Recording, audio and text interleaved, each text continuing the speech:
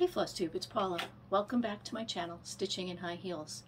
This is a FlossTube channel where I talk primarily about cross stitch. Sometimes I do a little bit of other crafting, but today it's going to be pretty much all about cross stitch.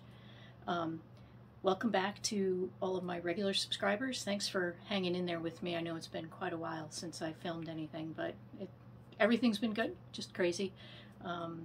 Full course load has been a lot more intense than I expected. That's the biggest part of the reason, and then just some other family stuff, but everything's good. For those of you who are new, welcome. I hope you see something you like. If you do, please push subscribe, please like. If you hit the little bell, it'll tell you when I do get around to posting another video, and I hope to see you come back. So let's get right into it. The last time we chatted, I told you I was doing, it was called Bringo, which was an event hosted in the monthly magazine Cross Stitch Challenge. Carolyn Zook and Robin are the administrators over there. They have a great group. It's the main purpose of the group is to encourage everyone to stitch designs from the magazines. I know lots of us have collected a huge number of magazines over the years, and they just kind of sit there in a lot of cases. I know I'm guilty of that. So it's been a good thing. I've stitched a few things from some magazines, and through the month of January they hosted an event where, like bingo, where you would fill in projects that you wanted to work on, and a different number was called each day. So it was days 1 through 25 there was a project called, and then the last week we had to kind of catch up on our goals. I did really well up until the last couple days. There were 2 projects that I didn't get to work on. I didn't touch my English Garden Sampler by Teresa Wensler, or my chatelaine, The Garden of the King. It was Mystery 9 when I purchased it. So I didn't get those 2 touched, which is kind of a shame, because that was kind of one of the reasons that I wanted to participate. I figured it would push me to work on those a little bit. So I did get a bunch of stitching done then. I've done some other stitching in between, and I don't have these in any particular order, but I will show you what I've been working on. And at the end, I'm going to do it a little differently because it's what I can reach right now. At the end, I'll show you I actually do have an FFO that came out of one of the projects I had to work on for Bringo. So my New Year, New Start, like a lot of people, was Elizabeth Isles by the Scarlet Letter. And here's the cover chart of what she's going to look like. So what I'm doing, and I know Emily C is doing the same thing, and there may be a couple other people, I'm not going to stitch the verse. So I'm going to stitch down to here, and it looks like I can easily adapt the border and bring the border up and come across. Hopefully I'll have enough room to maybe put my name and the date in there. But I definitely want to stitch that bird. So I'm stitching this on a fabric that I found on Etsy. The color name is called London Fog, and it's made out of hemp instead of flax, but it's a linen material. It's a 30 count, I believe. I don't think it's 28, I think it's 30. And I'm using the Leo and Roxy floss conversion, so hoping you can see that all. So I've got the whole width of the top of the border done. Started a couple of the motifs down in here. The bird is going to be right here in the middle. So I want to finish up the cherub over here, and then I'll start working down in the middle, kind of break the border stitching up a little bit. But I really like how this is looking. I like how it's coming along. Those cherubs they're a lot of fun to stitch. So can't wait to get more done on this. This is also, it's a pretty easy project to pick up and put down. So I tend to take that to the 911 center with me on days when I don't have a lot of homework. So, and another project I've been working on, this was a start during Bringo, and this is Heartstring Samplery's My Necessity. So this is pretty cool. This is part of her coffee series. But the words in it come from a song she said she used to sing when she was in a singing group in school. And the words are, "You're the cream in my coffee, you're the lace in my shoe, my necessity, I'd be lost without you." So I started this, I'm doing this on 32 count Winter Moon Belfast, just a standard Zweigart color. And I'm using Gentle Arts Cinders as my floss color. So this is the first two bands of the band sampler. Underneath here, once I get done with the rest of these, I think these are spoons, maybe. Once I get done with that, then the first line of wording is going to go there. So I've been actually working on this the last couple days. I'm working from home this week, and I had some calls yesterday and today, so this was a good one to pull out. Kind of can get into a rhythm and don't have to look at a chart a lot. So that's My Necessity by Heartstring Samplery. Another piece that I've been working on is, and this did come up in Bringo as well, Christmas at Hawk Run Hollow. I know everybody's seen a lot of the Hawk Run charts, but I decided to start Christmas because I wanted to stitch the peacock there. So this did get some attention. I'm stitching this on a 20 count, I think it's Oatmeal Light Ada by, this one's from Whitechelt, and here's where I'm at. I got these crowns done, I got this little piece done here. I started on the flower, so really all I've got to do is finish the flower here, and whatever the wording is up here, I think it says, I heard the bells on Christmas Day, so that goes up there. So I could have a block finish fairly soon. I think this week is the Hawk Run Hollow Stitch Along with Pam from Stitching in the Land of Good Enough. If she's recovered from market, she also owns a new shop. She opened a shop in Massachusetts called Stitch New England.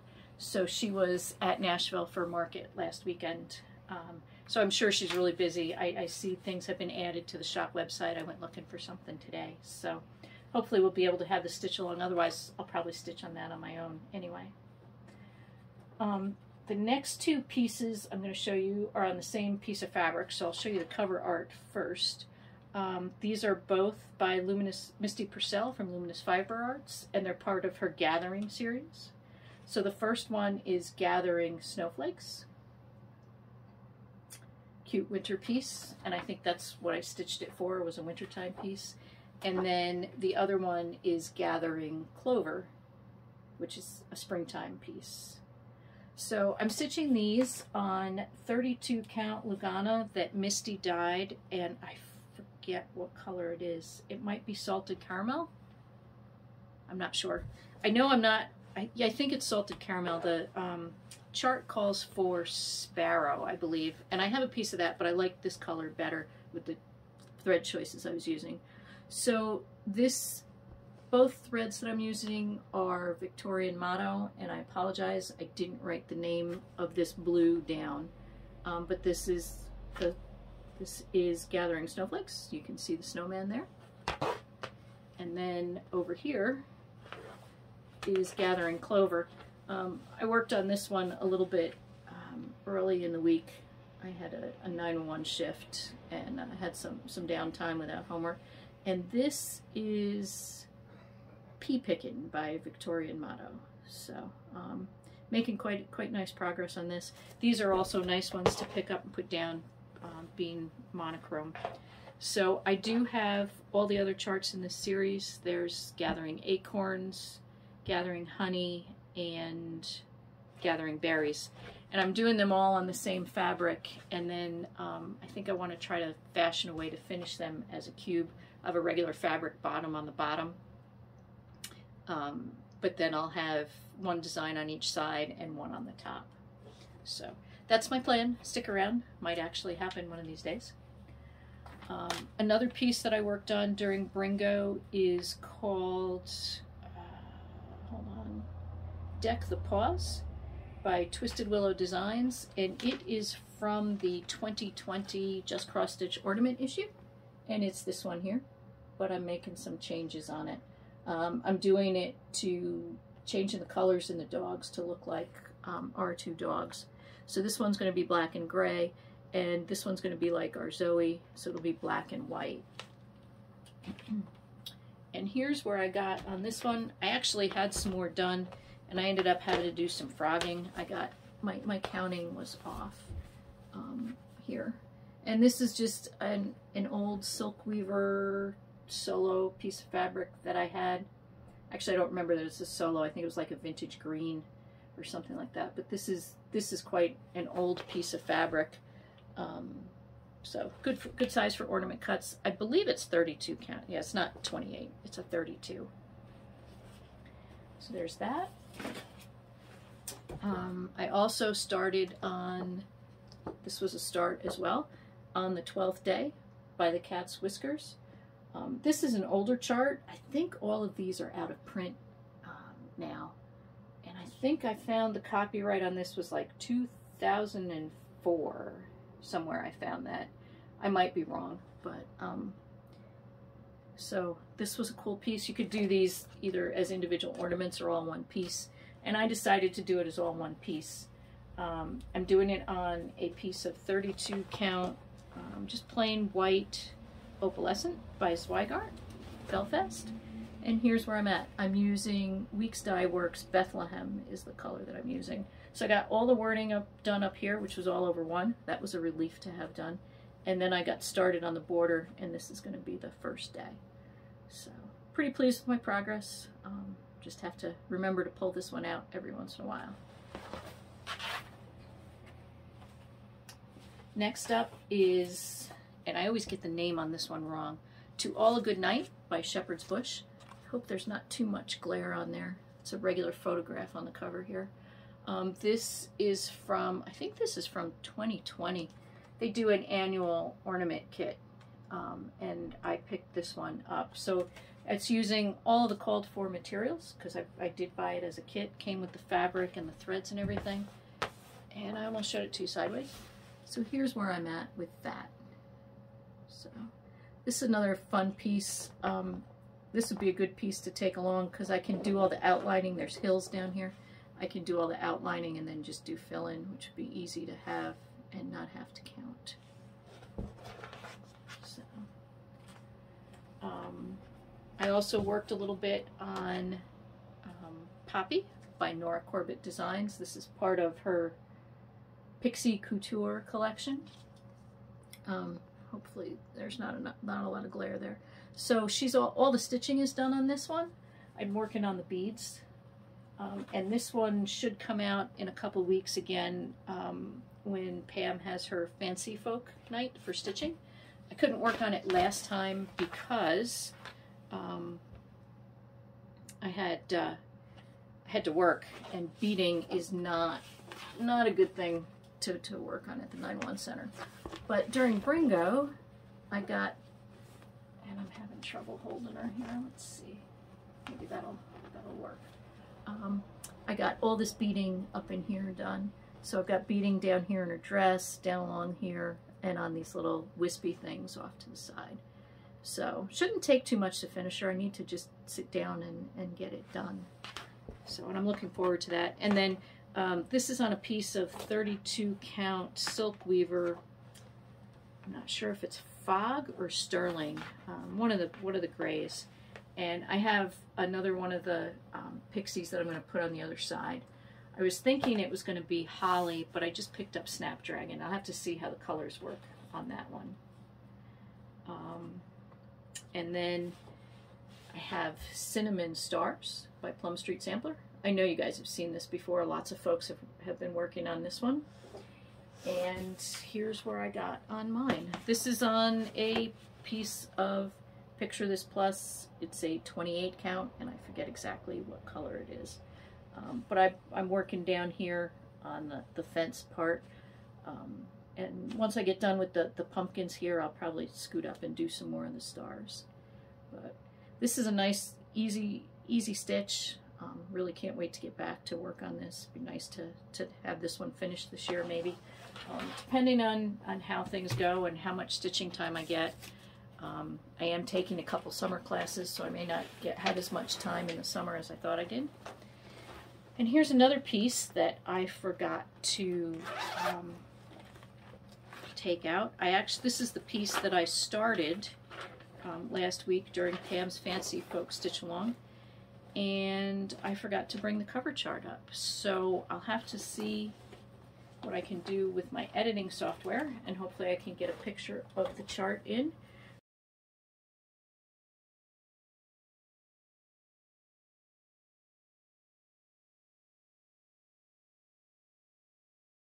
This is another Mirabilia, and this is, I'm trying to figure out which way is the top.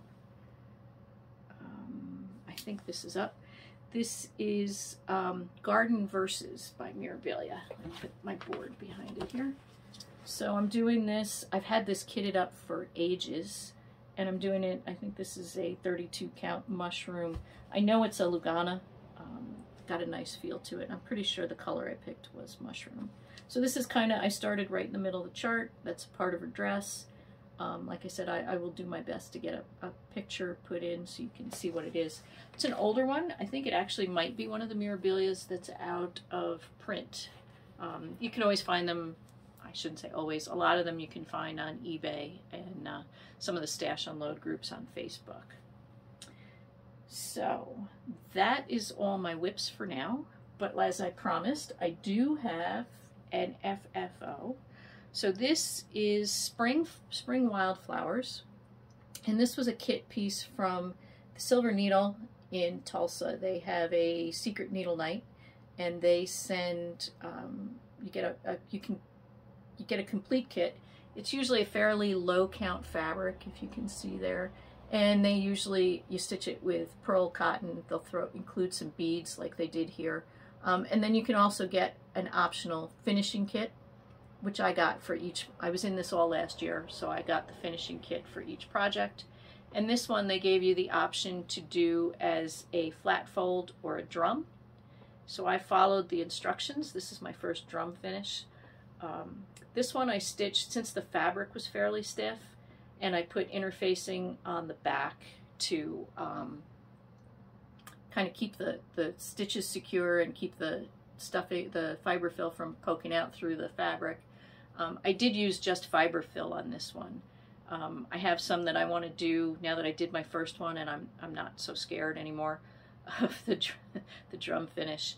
I have some that are on regular linen, and I'll probably use a mix of fiber fill and use some lizard litter walnut shells to kind of give it a little bit of weight. But I'm pretty pleased with how this came out for my first finish. There are a few things that I would like to do differently next time, but it was a great learning experience. So now I need to just make myself sit down. I have 2 other ones that I want to finish that way. Just make myself sit down and get them done. So that's about what I have to share with you this time. Pardon my hair, it's all crazy. A little bit humid here today. We're having a snowstorm outside, and my hair kind of poofed up like the Dilbert chick. So, like I said, everything here is well. I hope everyone is well where you are. As I know we all are thinking of all of our stitching friends in the Ukraine and their families, and hoping that they are able to keep themselves safe. Kind of been a scary couple of weeks, which has kind of put off some of my filming as well. I know if you look around on FlossTube, you can find several people have put up lists of Ukrainian designers that have PDFs available on their Etsy shops. Kind of a good way to help them out, kind of gives money to them so that they're able to purchase necessities like groceries and such. I had an Amazon gift card that I used today. I'd gotten for Christmas, and I still had money left on it. So I went, and if you look on Amazon, I found a set of frames. The Virginia Stitcher, she uses them, and they look pretty cool. Scroll rods. They're called Arabesque, and they're made in the Ukraine. And Amazon still does have some in stock. So I used my Amazon gift card, purchased a set of the frames, and hopefully that money will quickly find its way to the maker in Ukraine to help that way. So other than that, I'm going to sign off. Hopefully I can get this uploaded fairly quickly.